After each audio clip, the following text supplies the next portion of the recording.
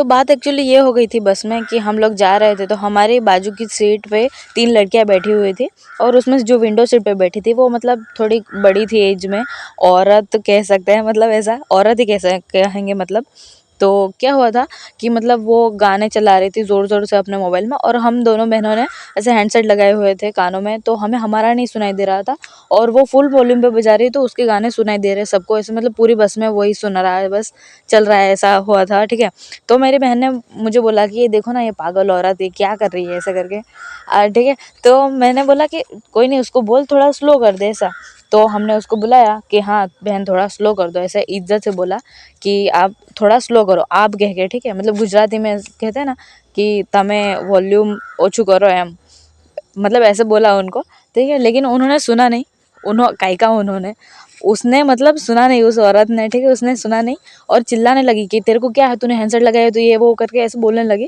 तो मेरी दीदी ने बोला कि तुझे रिस्पेक्ट दी है तो उसकी तो कदर कर ले थोड़ी सी, मतलब समझ, तेरे में बुद्धि है क्या। फिर मैंने बोला जाने दे यार, किसके साथ तू बहस कर रही है ऐसे।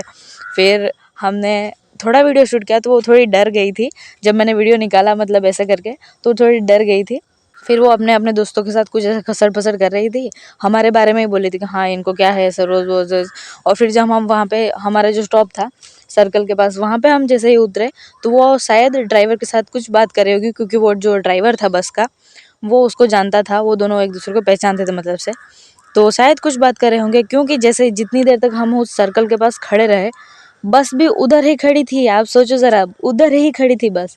और जैसे ही हम बस से थोड़ा धीरे धीरे करके दूर जाने लगे, बस भी जाने लगी वहाँ से। और सच कहूँ तो मेरे दिमाग में तो बहुत कुछ चल रहा था, क्योंकि जिस तरह से वो बात कर रही थी मुझे तो मारपीट करने का मन हो गया था। पर मैं सोच रही थी कि ये अपने अपने अंदर अंदर बात कर रही है, ठीक है, तो तू थोड़ी सी लिमिट क्रॉस कर, फिर तेरा मुंह टूटेगा, ये सोच रही थी मैं। पर फिर कुछ नहीं हुआ, ऐसा मारपीट जैसा कुछ नहीं हुआ, हम लोग भी शांत रहे, क्योंकि हम समझदार हैं।